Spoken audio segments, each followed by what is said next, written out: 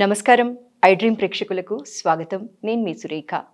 అయోధ్యకి పూర్వ వైభవం రాబోతుంది. మన రామయ్య వచ్చేస్తున్నాడు అని సంబరాలు ప్రతి హిందువు కూడా చేసుకుంటున్నారు. ఈ నేపథ్యంలో అయోధ్య విశిష్టత గురించి, అక్షతలు ఇంటింటికి ఎలా చేరుతున్నాయి, వాటిని మనం ఎలా అపురూపంగా చూసుకోవాలి అనే అంశాల గురించి ఇవాళ మనకు తెలియచేయటానికి మనతో పాటు ఉన్నారు VHP state joint secretary Ravinuthala Sasidhar గారు. వారితో మాట్లాడి మరిన్ని విషయాలు తెలుసుకుందాం. జై శ్రీరామ్ అండి. జై శ్రీరామ్. శశిధర్ గారు, అయోధ్యకి పూర్వ వైభవం రాబోతోంది. ఎన్నో సంవత్సరాల కష్టం అండి ఇది. ఒక్కసారి ఆ కష్టం గురించి తెలిస్తేనే ఇప్పటి యువతరానికి కానీ పిల్లలకి కానీ అయోధ్య విలువ గురించి తెలుస్తుంది అనేది నేను భావిస్తున్నాను. మీరు ఆ కష్టం గురించి, పడిన ఉద్యమాల గురించి మీ ద్వారా మా ప్రేక్షకులకు తెలియచేస్తారని అనుకుంటున్నానండి. ఈ జాతి మొత్తం అదే భావిస్తుంది. జాతి ఆకాంక్ష ఇవాళ నిజమవుతుంది. అవునండి. కేవలం అయోధ్య నగరానికే పూర్వ వైభవం రాబోతలేదు, యావత్ భారతావనికి పూర్వ వైభవం వస్తుంది.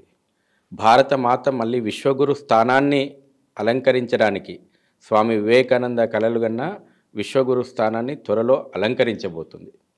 ఎందుకంటే రాముడు విశ్వమానవుడు, విశ్వమానవాళికి ఆదర్శం. అయోధ్యలో నేడు రామజన్మభూమి ప్రాణప్రతిష్టలో కూడా అనేక దేశాల రాయబారులు వాళ్ళ ప్రతినిధులు వస్తున్నారు. ఎందుకంటే రాముడు యొక్క ఆదర్శం ఈరోజు ప్రపంచానికి ఎంత అవసరమో యావత్ ప్రపంచం కూడా కళ్ళు తెరిచింది. ఈ రోజున అయోధ్యలో మనం భవ్య రామ మందిరం దేశంలో ఉన్నటువంటి కోటాను కోట్ల కుటుంబాల యొక్క భాగస్వామ్యంతో అద్భుతమైనటువంటి మందిరం నిర్మాణం పూర్తిగా వస్తుంది. 22 జనవరి కోసం యావత్ జాతి కూడా ఎదురు చూస్తుంది. ప్రాణప్రతిష్ఠ మహోత్సవం ఈ కళ్ళతోటి ఈ జనరేషన్ చాలా అదృష్టవంతులు. మనందరం కూడా మందిర నిర్మాణంలో భాగమవుతున్నాం, కంట్రిబ్యూషన్ చేసినాం, ప్రాణప్రతిష్ఠ కార్యక్రమాన్ని స్వయంగా చూడబోతున్నాం. ఈ కళ సాకారం చేసుకోవడం కోసం 11 తరాలు పోరాటం చేసినాయి. 1528లో మతోన్మాద బాబర్ దురాక్రమణ తర్వాత భవ్య రామ మందిరాన్ని ధ్వంసం చేసి కలంకిత కట్టడాలు కట్టిన తర్వాత నుంచి ఆ రోజు నుంచి పోరాటం ప్రారంభమైతే 1992 డిసెంబర్ 6వ తేదీ వరకు 77 ఉద్యమాలు ఈ జాతి చేసింది. సుదీర్ఘమైనటువంటి ఉద్యమాల యొక్క చరిత్ర. 500 సంవత్సరాలు పోరాటం చేసింది. 4.5 లక్షల మంది రామభక్తులు బలిదానం చేసిండ్రు. స్వయంగా రాముడే ఆయన పుట్టినటువంటి రామరాజ్యంలోనే రామజన్మభూమిలో తను పుట్టిన జన్మభూమి లోపట తనకు భవ్య రామ మందిరం కావాలని చెప్పి 1885లో ఫైజాబాద్ సివిల్ కోర్టులో రాముని పేరు మీద కేసు సివిల్ సూట్ ఫైల్ అయితే 9 నవంబర్ 2019 లోపల భారత అత్యున్నతమైనటువంటి సుప్రీంకోర్టు రాజ్యాంగ ధర్మాసనం తీర్పిచ్చే వరకు 134 సంవత్సరాల న్యాయ పోరాటం రాముడు చేసిండు తన జన్మభూమి కోసం. ఇన్ని త్యాగాలు, ఇంత పోరాటాలు కేవలం ఒక మందిరం కోసం జరగలేదు. ఇవాళ రామ మందిరం లేనటువంటి గ్రామం ఈ దేశంలో ఉండదు. కనీసం పూరి ఆదివాసీ లాంటి ఒక గ్రామాల లోపల వాళ్ళకు ఆలయం కట్టుకోలేని స్తోమత ఉంటే శ్రీరామ నవమి రోజున కనీసం మట్టి విగ్రహాలకైనా రాముని కళ్యాణం చేసుకుంటారు. రామునితోటి అంత అవినాభావమైనటువంటి సంబంధం ఈ జాతికి ఉంది. రామునికి అదనంగా ఒక కడుతున్నటువంటి ఒక గుడి కాదు ఇవాళ అయోధ్యలో. ఇది దేశం యొక్క స్వాభిమాన మందిరం. ఇది అయోధ్యలో నేడు మనం నిర్మించుకున్నది భారత స్వాభిమాన మందిరం, భారత ప్రేరణాదాయకమైనటువంటి మందిరం, భారత స్ఫూర్తి కేంద్రం అది. అందుకే రాబోయే చరిత్ర అయోధ్యలో భవ్య రామ మందిరానికంటే ముందు చరిత్ర, భవ్య రామ మందిర నిర్మాణం తర్వాత చరిత్ర ఈ దేశం లోపల సువర్ణ అక్షరాలతోటి లిఖించబోతున్నాం. దానికి ప్రత్యక్ష సాక్షులుగా మనం నిలవబోతున్నాం.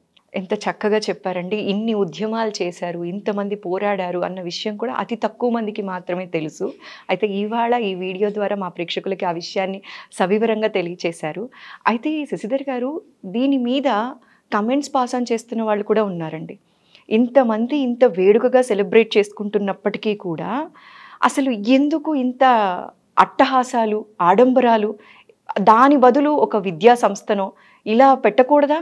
ఎక్కడైనా రాముడే కదా, ఎందుకు అంత డబ్బుల్ని వెచ్చిచ్చేశారు, వేస్ట్ చేశారని మాట్లాడే వాళ్ళు కూడా కొందరు ఉన్నారండి. వాళ్ళకి మీరు ఇచ్చే సమాధానం అండి?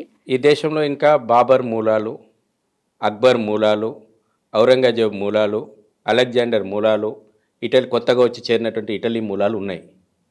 అటువంటి కుహానా సెక్యులర్ వాదులు తమదేమో నష్టపోతున్నామని మాట్లాడుతున్నారు ఇవాళ.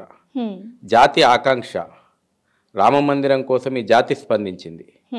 మందిర నిర్మాణం కోసం ఏం ప్రభుత్వం డబ్బులు ఇస్తలేదు. ట్రస్ట్ ఒక పిలుపునిస్తే ఈ దేశంలో ఉన్నటువంటి 17.5 కోట్ల కుటుంబాలు, వ్యక్తులు కాదు, 17.5 కోట్ల కుటుంబాలు భాగస్వామ్యమైనవి. పూరి గుడిసె నుంచి మొదలు పెట్టుకుంటే రాష్ట్రపతి భవన్ వరకు తమ మర్యాద పురుషోత్తముని మందిరానికి, ధర్మానికి నిలువెత్తు నిదర్శనమైనటువంటి ఒక రాముని యొక్క మందిర నిర్మాణానికి మా భాగస్వామ్యం ఉండాలని పరితపించిండ్రు, కంట్రిబ్యూషన్ చేసిండ్రు. వాళ్ళందరి సమర్పణతోటి వల్ల మందిర నిర్మాణం అవుతుంది. చాలామందికి ఇవాళ ఇటువంటి ప్రశ్నలకు సమాధానాలు చెప్పాల్సిన అవసరం లేదు. అయినా మీరు అడిగింది కాబట్టి చెప్తున్నా నేను. ఈ దేశం లోపల temple economy, Hindu festival economy ఈ దేశ ఆర్థిక రంగానికి ఒక వెన్నుముక.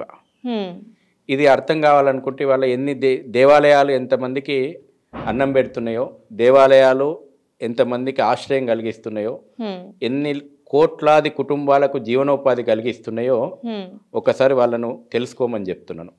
ఈ దేశంలో ఉన్నటువంటి ప్రధాన నగరాలన్నీ దేవాలయాల కేంద్రంగానే నగరాలుగా తీర్చిదిద్దబడ్డాయి. ఈరోజు మన దగ్గరనే చూస్తున్నాం. భద్రాచలం, రాముడు లేకపోతే భద్రాచలం ఎక్కడుంది?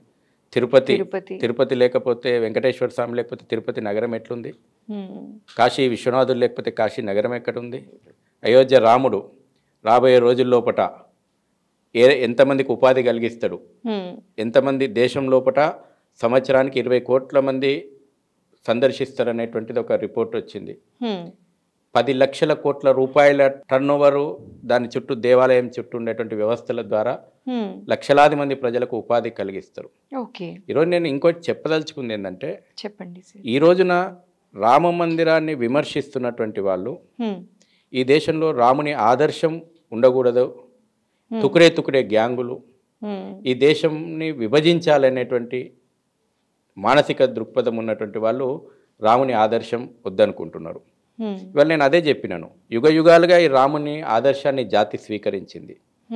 కుట్రపూరితంగా 800 సంవత్సరాలు మొఘళ్ళ దాడులు, ఇస్లామిక్ మతోన్మాద దాడులు, 200 సంవత్సరాలు బ్రిటిషర్ల పాలన, చర్చి డైరెక్షన్ లోపట ఈ దేశానికి మనం స్వాతంత్రం వచ్చిందని చెప్పుకుంటున్నాం. స్వాతంత్రం వచ్చిన నాటి నుంచి ఈ కుహానా సెక్యులరిజం ముసిగేసుకొని ఈ యొక్క సాంస్కృతిక మూలాలను దెబ్బతీయాలా, భారతీయ సనాతనమైనటువంటి ధర్మం మీద చేయని కుట్ర లేదు.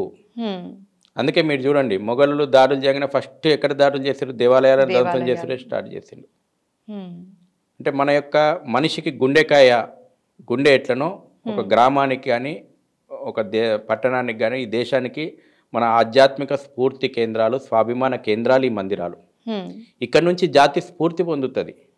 యుగ యుగాలుగా స్ఫూర్తి పొందింది. ఈ రోజున రాముని దేశం నుంచి దూరం చేయాలని అనుకున్నారు. ఎందుకు దూరం చేయాలనుకున్నారంటే ఈ గొప్పదైనటువంటి సంస్కృతిని మీద పన్నినటువంటి కుట్ర. ఏం జరిగింది రాముని దూరం చేస్తే అంటే చెప్తా నేను. చెప్పండి. రాముడు ఈ దేశానికి ఆదర్శంగా నిలిచినన్ని రోజులు ఈ దేశంలో వృద్ధాశ్రమాలు లేవు. రాముడు ఈ దేశానికి ఆదర్శంగా పాఠాలు చెప్పిన రోజులు ఈ దేశంలో ఒకటి అనాథాశ్రమాలు లేవు. రాముని ఆదర్శం ఈ దేశానికి బోధించినన్ని రోజులు ఈ దేశం లోపల ఆలు మొగళ్ళ మధ్యన విడాకులు లేవు. రాముని ఆదర్శం ఈ దేశానికి బోధించినన్ని రోజులు అన్నదమ్ముల మధ్యన ఆస్తి తగాదాలు లేవు. తెల్లారితే పట్టాభిషేకం, తండ్రి మాట జవదాటకుండా రాజ్యాన్ని వదిలి కూడా అడవులకు వెళ్ళిండు నా రాముడు. తండ్రి మాటకంత విలువిచ్చిండు. ఇవాళ ఆస్తుల కోసం తన సొంత తల్లిదండ్రులనే చంపుతున్నటువంటి సంఘటనలు మనం చూస్తున్నాం. అనేక మంది రాజులు మన యొక్క రామరాజ్యం మాకు ఆదర్శం, రాముని ఆదర్శంగా తీసుకొని మేము పరిపాలన చేస్తున్నామని గొప్పగా చెప్పుకున్నారు. రామరాజ్యం ఉన్న రోజున అవినీతికి తావు లేదు. సుపరిపాలన, సమృద్ధికరమైనటువంటి పాలన, సమగ్రమైనటువంటి అభివృద్ధి రామరాజ్యం చూసింది. ఈ రోజు కూడా రామరాజ్యం ఆదర్శం అని మనం చెప్పుకుంటున్నాం. ప్రభుత్వ పాలన లోపట అట్టడుగు ప్రజల యొక్క భాగస్వామ్యం ఎట్లుండాలి? ఇవాళ మనం డెమోక్రసీ ప్రజాస్వామ్యం అని అంటున్నాం. రాముడు ప్రజాస్వామ్యం ఎట్లుండాలనో చూపెట్టిండు. సామాన్యమైనటువంటి ప్రజల యొక్క నాడిని గమనించి రాజు యొక్క విధానాలు ఎట్లుండాలి, ప్రభుత్వ పథకాలు ఎట్లుండాలి, ప్రభుత్వం తీసుకునేటువంటి నిర్ణయాల్లో సాధారణ ప్రజల్ని ఎట్లా భాగస్వామ్యం చేయాలి. ఒక మనిషి అన్న మాట కదా రాముడు కఠినమైనటువంటి నిర్ణయాలు తీసుకున్నాడు. కాబట్టి ఈ రోజున ప్రజాస్వామ్యం ఎట్లుండాలి, ప్రజాస్వామిక పాలన ఎట్లుండాలి, రాముడు ఆదర్శం. ఈ రాముని ఆదర్శాన్ని మనకు తెలియకుండా చేసి కుట్రపూరితంగా దొంగల చరిత్రలు మనం చదువుకున్నాం. ఇవాళ రాముని చరిత్ర చదువుకుంటే మనం మతోన్మాదులం అన్నాం. అవును, ఇవాళ రాముని పాఠ్యాంశం పిల్లలకు చెప్పుండి అంటే అది మతతత్వ విద్య అన్నారు. కృష్ణుని పాఠం పిల్లలకు చెప్పుండి అంటే మతతత్వ విద్య అన్నారు. ఏ పాఠాలు చెప్పినా మనం దారి దోపిడీ దొంగలు.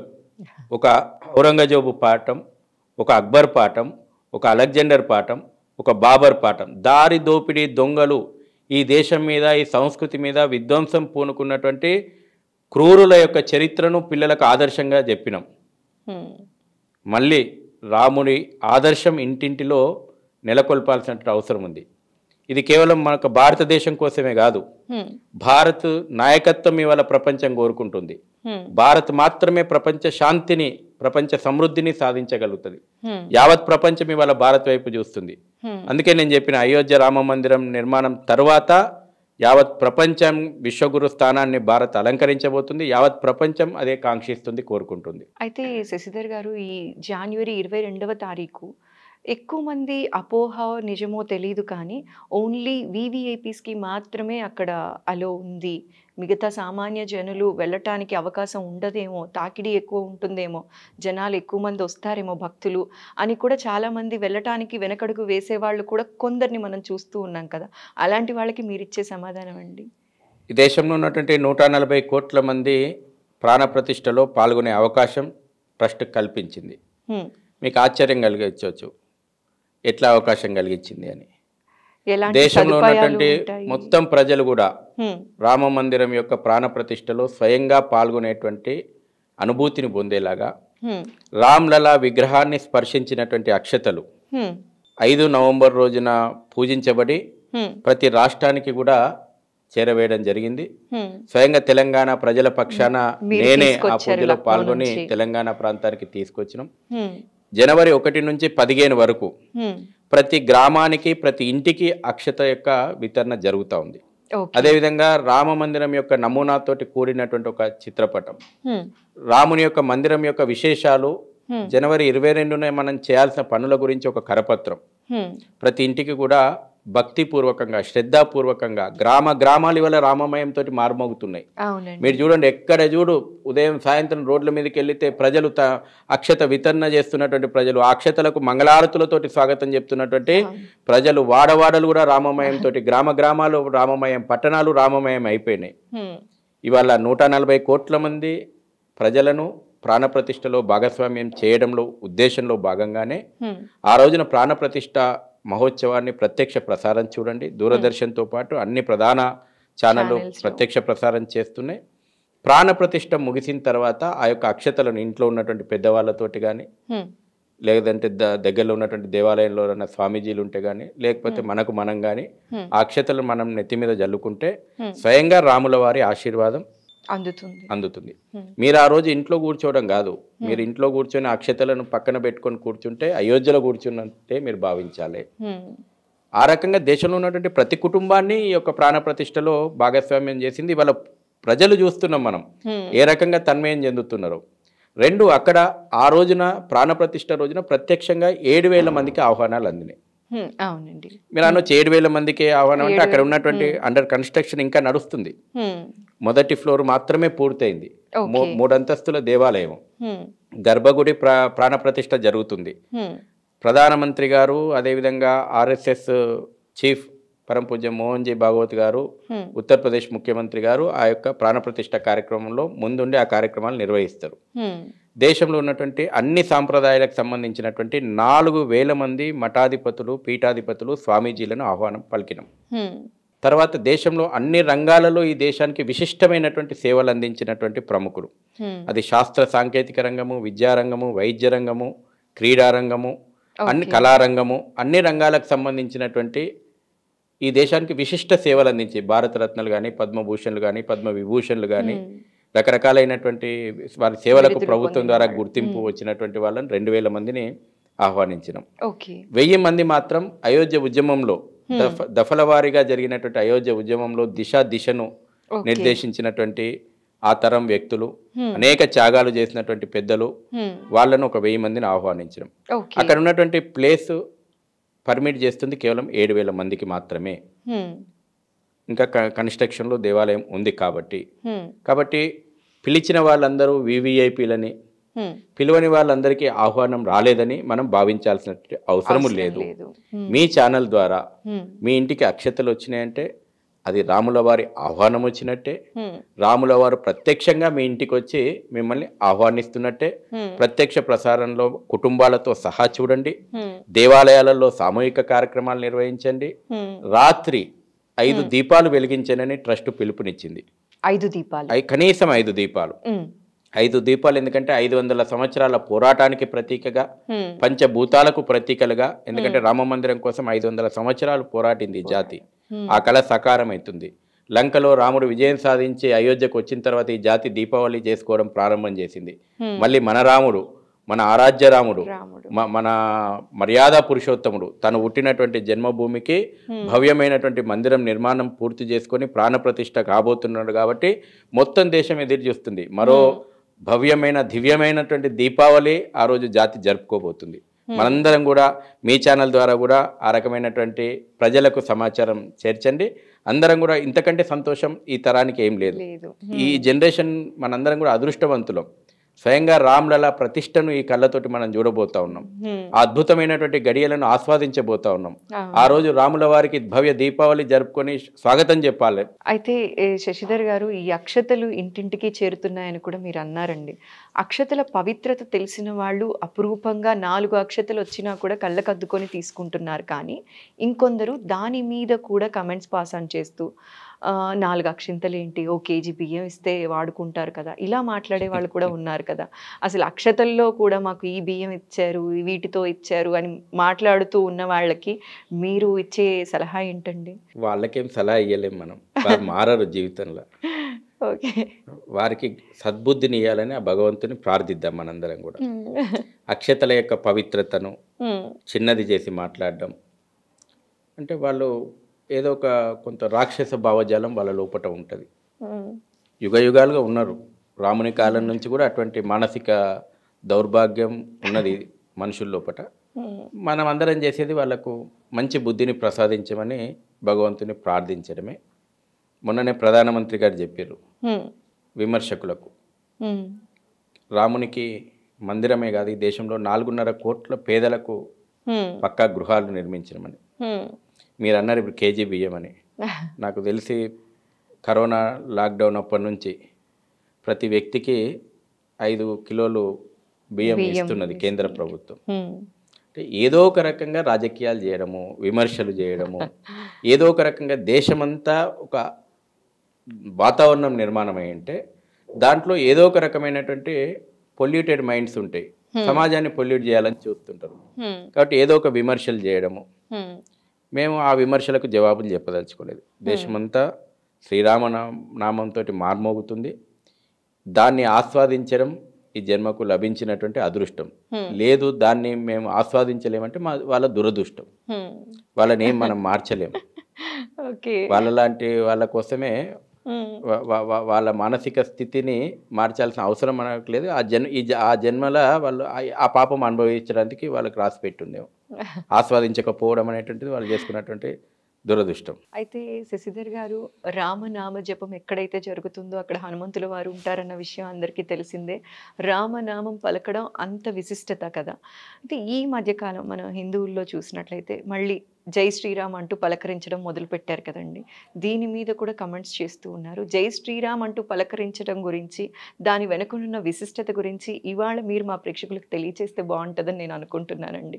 అంటే హలోలు పోయి, అంటే మొబైల్లో కాల్ పిక్ చేసిన వెంటనే హలో అనడం మానేసి శ్రీరామ్ అంటూ పలకరిస్తూ ఉంటారు. అలా పలకరించే దాని వెనకనున్న మధురత్వాన్ని మీ ద్వారా తెలుసుకుందాం అనుకుంటున్నానండి. మన ఐడెంటిటీ అది. ఏ జాతి అయినా తన యొక్క అస్తిత్వాన్ని మర్చిపోకూడదు, ప్రేరణ పొందాలి. అందుకే నేను అన్నది జాతి స్వాభిమాన మందిరం అని. నీ ప్రేరణ కేంద్రం అది. జాతికి రాముడు నిరంతరం యొక్క ప్రేరణ. అన్ని రంగాల్లోపట రాముడు ఒక ప్రేరణ. కాబట్టి వాళ్ళ జై శ్రీరామ్ అని అంటే నీ యొక్క గొప్పదైనటువంటి వారసత్వం నీకు గుర్తొస్తుంది. నీదైనటువంటి ఒక విలువలతో కూడినటువంటి జీవితాన్ని గడపాలనేటువంటిది గుర్తొస్తుంది. అది వ్యక్తిగతమైనటువంటి జీవనమైనా సామాజిక జీవనమైనా మనిషి ఎట్లా బతకాలి అనేటువంటి దానికి రాముడు స్ఫూర్తి. ఇవల్ల మన ఐడెంటిటీ, మన అస్తిత్వం ఏంది? అందుకే ఈ మధ్యన భారత్ అనాలనా ఇండియా అనాలనా ఇదో పెద్ద చర్చ. వాడెవడో మన చరిత్రను కుచించి వందల సంవత్సరాలకు మనల్ని పరిమితం చేసి తప్పుడు చరిత్రను మనకు రాసిపెట్టి ఈ దేశాన్ని ఎవడు కనుక్కున్నాడు అంటే వాస్కోడిగామా వచ్చి దేశాన్ని కనుక్కున్నాడు అనేది ఇంకా మనం చదువుకుంటుంటే ఇంతకంటే దురదృష్టము దౌర్భాగ్యం అని ఉందా? భారతదేశం లోపల మారుమూల గ్రామానికి పోయిన 5,000 సంవత్సరాలు 4,000 సంవత్సరాలు పూర్వం కట్టడాలు ఇవి, దేవాలయాలు ఇవి. సైంటిఫిక్గా మనం చరిత్ర కాదు, సైంటిఫిక్గా ప్రూఫ్ అయితే అవి. అప్పుడు ఆ దేశాలే పుట్టలే. అమెరికా చరిత్ర ఏంటంటే 500 సంవత్సరాల కంటే ముందు పేజీ మలిపితే అమెరికా చరిత్ర లేదు. ఈ దేశంలో అనేక దేశాల చరిత్ర లేదు. ప్రపంచం బట్టగట్టక ముందు ఇక్కడ అగ్గిపెట్టెలో పట్టేటువంటి వస్త్రాలు నేర్చిండ్రు. ప్రపంచంలో అక్షర జ్ఞానం లేని రోజున ఇక్కడ వేదాలు పుట్టినాయి, వేద జ్ఞానం ఉంది. అన్ని రంగాల లోపల భారత్ ఇవాళ ప్రపంచానికి జ్ఞానాన్ని వంచింది. ఇవాళ కొన్ని దేశాలు సరఫరా చేస్తున్నట్టు భారత్ ఎన్నడూ తీవ్రవాదాన్ని సరఫరా చేయలేదు, ఎన్నడూ ఆక్రమణవాదాన్ని సరఫరా చేయలేదు. రాముడు లంకను జయించిన లంకలో ఉండలే, జననీ జన్మభూమిచ్చ స్వర్గాదపి గరియసి అన్నాడు. అంటే జన్మభూమి కంటే గొప్పదే లేదన్నాడు. ఆక్రమణవాదం కనబడలేదు రాముని లోపల. అదేవిధంగా ఈ రోజున ప్రపంచానికి జ్ఞానం పంచినాం మనం. ఇక్కడ నుంచి మహానుభావులు ఋషులు వెళ్ళినంటే జ్ఞాన సంపదను పంచినాం. అంత గొప్పదైనటువంటి మన చరిత్ర. రాముని కంటే ముందు 10 తరాలు కూడా మనం చెప్తాం. కొన్ని మతాలు పుట్టినాయి, ఆ వ్యక్తుల కంటే ముందు మతాలు లేవు. మనకు రాముడి కంటే ముందు కూడా 10 తరాలు చెప్తాం మనం. ఇన్ని వేల సంవత్సరాలు చరిత్ర మనది. దీన్ని చూసి గర్వపడదామా? జై శ్రీరామ్ అంటే నా చరిత్ర గుర్తొస్తుంది. భారత్ మాతాకి జై అంటే నా చరిత్ర గుర్తొస్తుంది. నా గొప్పదైన సంస్కృతికి వారసుని అని గర్వం వస్తుంది. ఇప్పుడు మీకు ఒక ఆదర్శం ఉండాలా. మీ తాత మీకు ఆదర్శం అయి ఉంటే, మీ తండ్రి మీకు ఆదర్శం అయి ఉంటే వాళ్ళ యొక్క వారసత్వాన్ని కొనసాగించాలి అనేటువంటి భావన మీ లోపల ఉంటుంది. మా వంశం ఇది, మా యొక్క కుటుంబ నేపథ్యం ఇది, నేను కూడా దాన్ని కొనసాగించాలనేటువంటి తపన మీ లోపల ఉంటుంది, పట్టుదల మీ లోపల ఉంటుంది. రాముని యొక్క ఆదర్శం తీసుకుంటే ఆ యొక్క వారసత్వాన్ని కొనసాగించాలనేటువంటి సంకల్పం మన లోపల ఉంటుంది. అందుకే మనం జై శ్రీరామ్ అంటున్నాం. అది అనకుండా దారి దోపిడీ దొంగల చరిత్ర చదువుకొని దేశాన్ని సర్వనాశనం చేయాలని కోరుకుంటున్న వాళ్ళు కొంతమంది ఉన్నారు. అందుకే వాళ్ళకి ఇంకా అవే చరిత్రలు బోధించాలని ఉంటుంది. జై శ్రీరామ్ అంటే మతతత్వం అవుతుంది, జై శ్రీకృష్ణ అంటే మతతత్వం అవుతుంది. వాళ్ళకి ఇంతకుముందు మనం చూస్తున్నాం రిపబ్లిక్ డే పెరేడ్ లోపల టిప్పు సుల్తాన్ లాంటి ఒక మతోన్మాదిని, టిప్పు సుల్తాన్ హిందువుల పైన ఊచకోత కోసినటువంటి ఒక మతోన్మాది టిప్పు సుల్తాన్ శకటాన్ని రిపబ్లిక్ డే పెరేడ్లో ప్రదర్శించినటువంటి ప్రభుత్వాలను మనం చూసినాం. ఏం ఆదర్శం ఇవ్వాలనుకున్నారు? ఈ రోజున రామ మందిరము జాతీయ సంస్కృతిని ఉట్టిపడే విధంగా అనేక రకాలైనటువంటి శకటాలు రిపబ్లిక్ డే పెరేడ్ చూస్తే అర్థమవుతుంది ఈ దేశంలో ఎంత మార్పు వచ్చిందో. గతం లోపల కుహానా సెక్యులర్ ప్రభుత్వాలు ఉన్నప్పుడు రిపబ్లిక్ డే పెరేడ్ విజువల్స్ రాముడు ఆదర్శం అని చెప్పుకున్నటువంటి వాళ్ళు ప్రభుత్వాల లోపలికి వచ్చినాక జరుగుతున్నటువంటి రిపబ్లిక్ డే పెరేడ్ వచ్చే వాళ్ళని చూస్తే ఈ దేశం సాంస్కృతికంగా వాళ్ళు ఎంత డ్యామేజ్ చేసిర్రు, ఈరోజు ఎంత ఉన్నత స్థితికి ఈ దేశం మళ్ళీ పునర్వైభవ స్థితికి చేరుతుందో కళ్ళకు గడుతుంది. మన చరిత్రను వక్రీకరించారు, మన చరిత్రను కుచించేటువంటి ప్రయత్నం చేసారు. ఎంతసేపు నీవు ఓటమి పాలైనటువంటి చరిత్రను, నీకు సాధ్యం కాదు అనేటువంటి ఒక నిర్వీర్యం చేసేటువంటి చరిత్రను బోధించారు. ఇది కాదు, ఈ దేశం ఎప్పుడు తల వంచలేదు. ఈ దేశం పోరాటాలకు స్ఫూర్తి. ఒక ఛత్రపతి శివాజీ మనకు ఆదర్శం, ఒక రాణా ప్రతాప్ ఆదర్శం, ఒక ఝాన్సీ లక్ష్మి ఆదర్శం, ఒక రాణి రుద్రమ ఆదర్శం, ఒక రాణి చెన్నమ్మ ఆదర్శం. ఎవరన్నారండి ఈ దేశం లోపల మహిళలను చెప్తారుగా, మహిళలను కించపరిచింది ఈ దేశము, ఈ సంస్కృతి మహిళలను కించపరిచింది చెప్పండి. ప్రపంచ దేశాల లోపట ఈ రోజు కూడా అభివృద్ధి చెందినటువంటి అమెరికాకు ఒక మహిళ రాష్ట్రపతి కాగలిగిందా? అయిందా? కాలేదు. ఇవాళ భారతదేశం లోపల కొన్ని వందల రాణుల చరిత్రను మనం చెప్పుకోవచ్చు. హ్మ్. స్వాతంత్ర భారతదేశంలో కూడా ప్రధానమంత్రులైనటువంటి చరిత్రలు, ముఖ్యమంత్రులైన చరిత్రలు ఉన్నది. అవును. ఇక్కడ ప్రజల జీవన విధానం లోపల ఉన్నది. హ్మ్. అనేక విషయాల లోపల మనదైనటువంటి గొప్పతనాన్ని వక్రీకరించి చెప్పడం. హ్మ్. ఈ ఈ కుహానా సెక్యులర్లు, ఈ కమ్యూనిస్టు భావజాలం ఉన్నటువంటి వాళ్ళు తప్పుడు చరిత్ర రాసేటువంటి ప్రయత్నం అది బోధించారు ఇంతకాలం. ఇక మీదట అది చెల్లదు. హ్మ్. జై శ్రీరామ్, జై శ్రీరామ. జై శ్రీరామే జై చెల్తది. శ్రీరామ్. జై శ్రీరామ్కు మూలాలేంది, జై శ్రీరామ్ యొక్క స్ఫూర్తి ఏంది, జై శ్రీరామ్ యొక్క ఆదర్శం ఏంది, జై శ్రీరామ్ యొక్క లక్ష్యం ఏంది, జనం మధ్యన ఎజెండా అవుతుంది. హ్మ్. అందుకే జై శ్రీరామ్ అంటారు.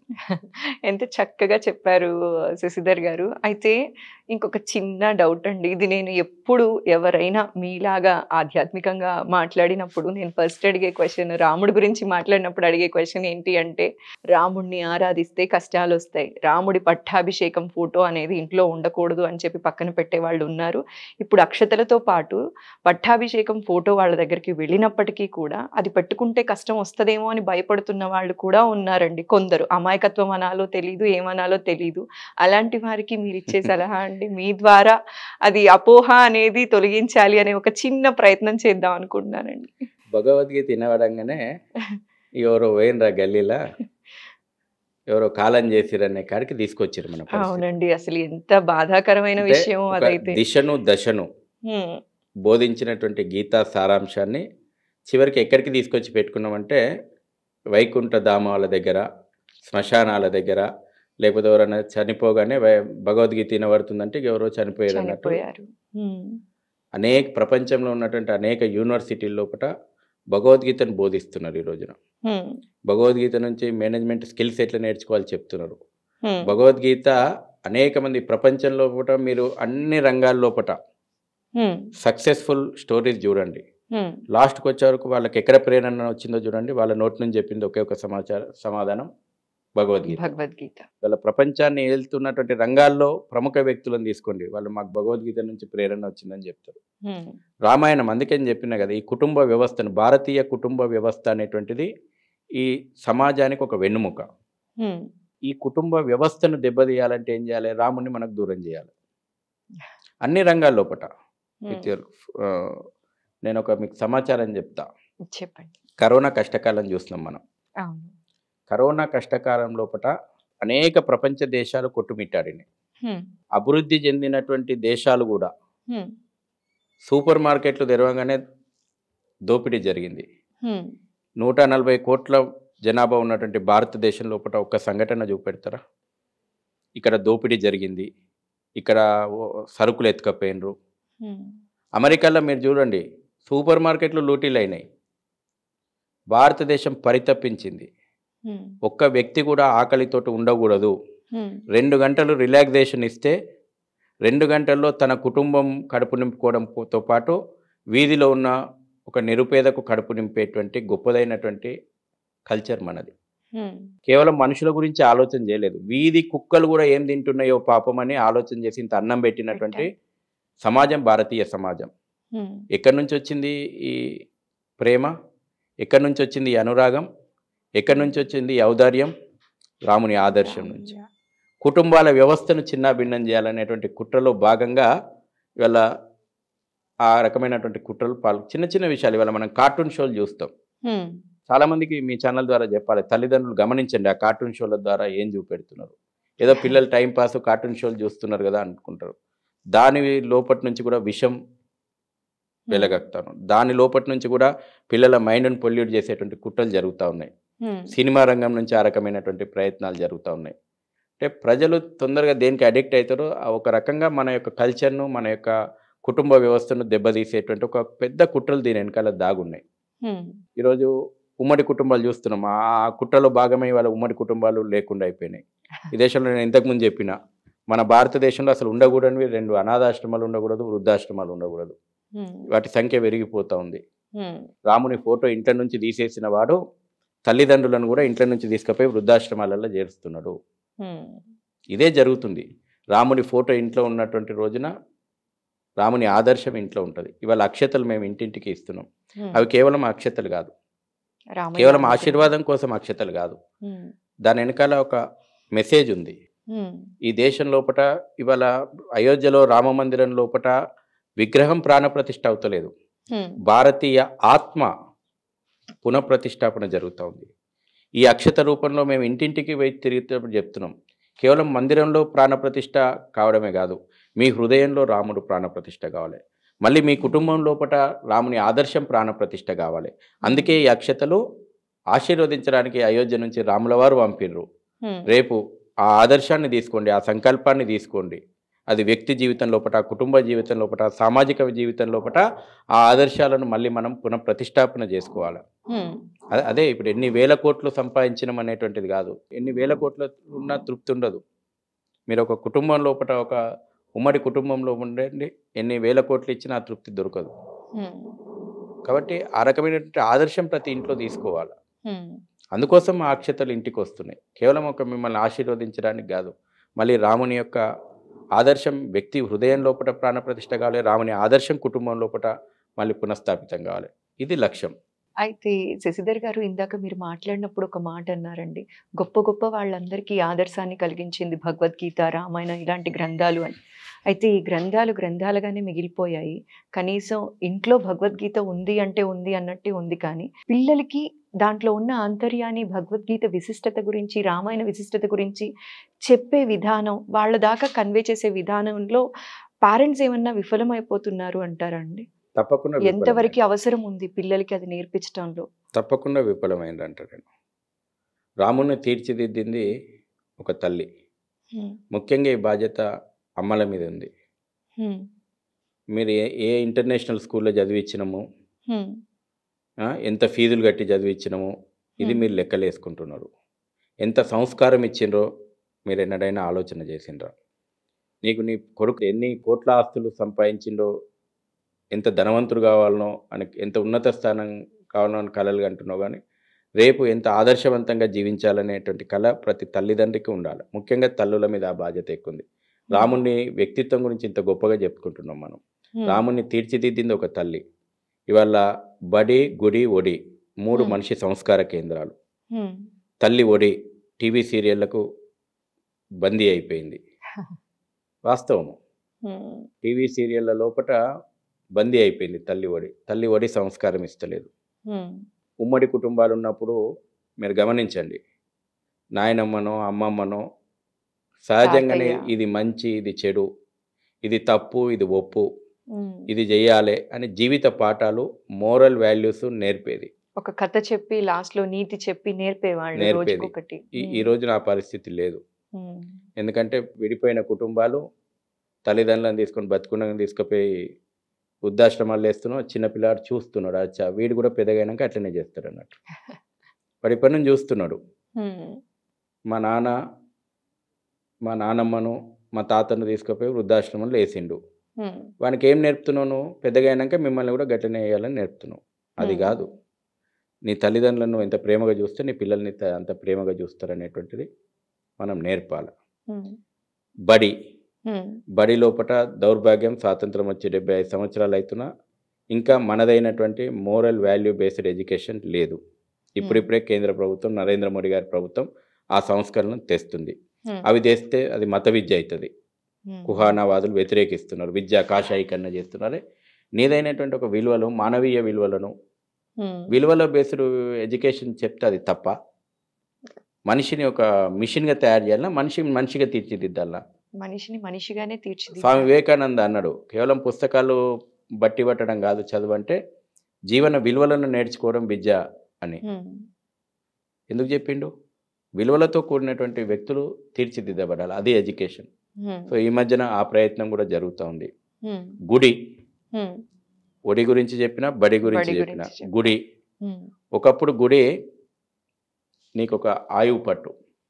అందుకే ఇవాళ స్వాభిమాన మందిరం ఎందుకన్నా అంటే, దేశానికి స్వాభిమాన మందిరం రాబోయే రోజుల్లోపట అయోధ్య అవుతుంది. గుడి దేవాలయాల వ్యవస్థ నిర్వీర్యం అయిపోయింది కుట్రల కారణంగా. 800 సంవత్సరాలు మొఘలుడు ధ్వంసం చేసుకొని, దోపిడీలు చేసుకొని వెళ్ళిపోయిండు. 200 సంవత్సరాలు బ్రిటిషోడు చట్టాల పేరు మీద నిర్వీర్యం చేసిండు.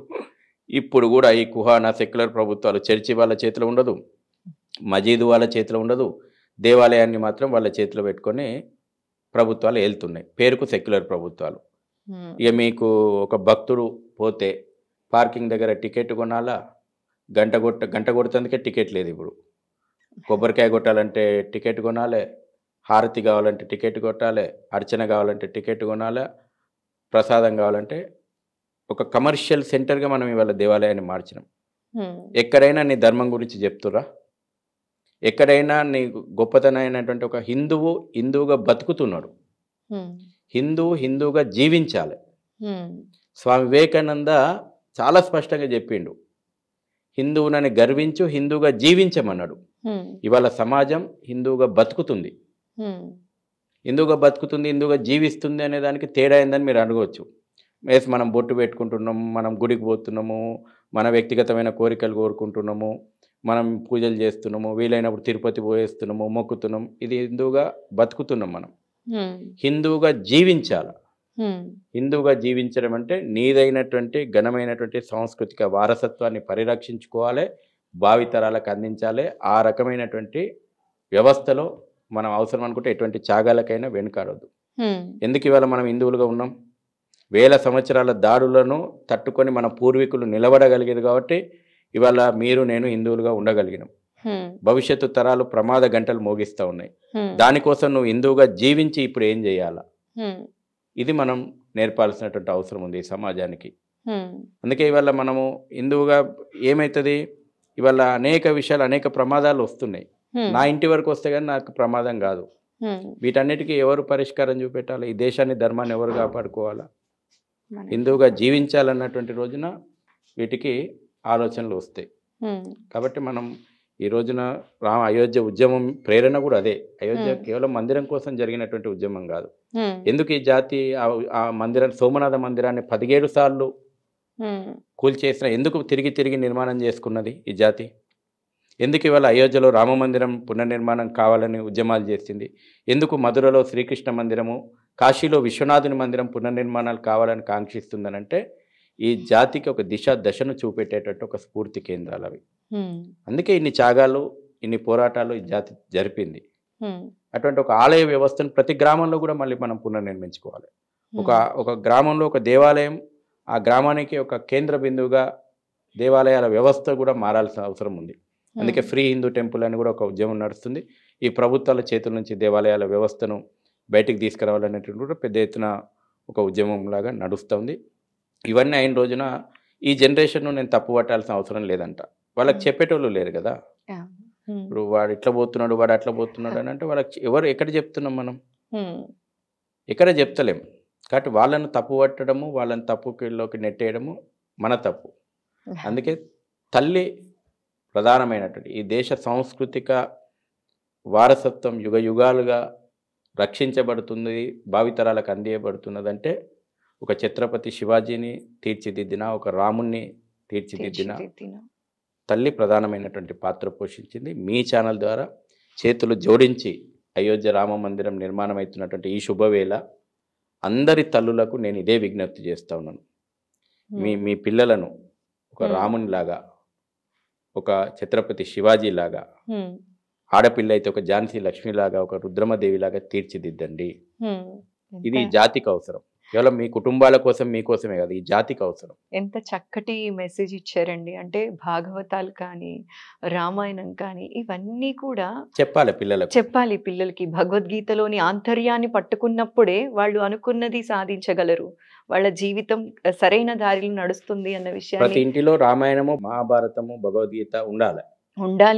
ఉండటం అంటే పుస్తకంలాగా అలానే ఒక షెల్ఫ్ లో ఉండిపోకుండా దాంట్లోని ఆంతర్యాన్ని పిల్లలకి తెలియచెప్పాలి అనే విషయాన్ని చాలా చక్కగా వివరించారు. కుటుంబంతో సహా మీరు నమ్మినటువంటి దేవుడు ఎవరైనా సరే, సోమవారం వస్తే శివుని నమ్మితే శివుని దగ్గర పోండి, మంగళవారం వస్తే ఆంజనేయ స్వామి దగ్గర. మీరు 33 కోట్ల దేవతలు ఉన్నారు మనకు. కానీ కుటుంబంతో సహా మీకు నచ్చినటువంటి దేవాలయానికి వారంలో ఒకరోజు పోండి, కుటుంబంతో సహా పోండి. ఇది కూడా మనము చెప్తా ఉన్నాం. రేపు 17 మకర సంక్రాంతి రోజు నుంచి 20వ తేదీ వరకు ప్రతి దేవాలయాన్ని స్వచ్ఛ దేవాలయంగా మార్చండి అని కూడా ప్రధానమంత్రి గారు పిలుపునిచ్చారు. అంటే అవును. మన దేవాలయము ఒక కేంద్ర బిందువు కావాలి. దేవాలయం అంటే కేవలం ఒక మీరు అంటారు దేవాలయం ఒక పెద్ద స్టడీ అది. దాని మీద పిహెచ్డీలు ఉన్నాయి. అవును. టెంపుల్ ఎన్ని పనులు చేసిందని. దేవాలయం ప్రజలకు ఆరోగ్యాన్ని ఇచ్చింది. దేవాలయం మానసిక ప్రశాంతతనిచ్చింది. దేవాలయం ఒక స్ఫూర్తిగా మిగిలింది. దేవాలయము ప్రజలకు ఇంత వసతినిచ్చింది. దేవాలయం ఇంత అన్నం పెట్టింది. దేవాలయం ఇంత అన్ని సకల కళలను పోషించింది. కొన్ని కుటుంబాలని దేవాలయము పోషిస్తోంది. ఒక గ్రామాన్ని అన్ని కుల వృత్తులకు పోషణ అందించింది. దేవాలయము విద్యను అందించింది. దేవాలయం వైద్యాన్ని అందించింది. తీర్థం పెడితే నువ్వు తీర్థం అని తాగుతావు. అందులో ఎన్ని ఔషధ మూలికలు ఔషధ ఉన్నాయో గుణాలు. మన కరోనా కాలంలో మన ఆయుర్వేదిక గొప్పతనం ఏందో ప్రపంచానికి తెలిసింది. అవునండి. ఇన్ని రకాలైనటువంటి వ్యవస్థలు దేవాలయం చుట్టూ ఉన్నాయి. వాటన్నిటిని మనం పునర్నిర్మించుకోవాలి. వాటన్నిటికీ దూరంగా బతుకుతున్నాం మనం. పూజలు కూడా ఆన్లైన్ పూజలు చేసేస్తున్నాం. అట్లా కాకుండా మీ కుటుంబంతో సహా ఒక పూట మీకు నచ్చిన దేవాలయంలో ఒక గంట సేపు గడిపిరండి. మీ కుటుంబంలో ఏం మార్పులు వస్తాయి అనేటువంటిది మీరే అనుభవిస్తారు. అది మేము చెప్పలేం దానికి. ఒక గంట సేపు మీ స్వయంగా అనుభూతి కుటుంబంతో చెందాలి.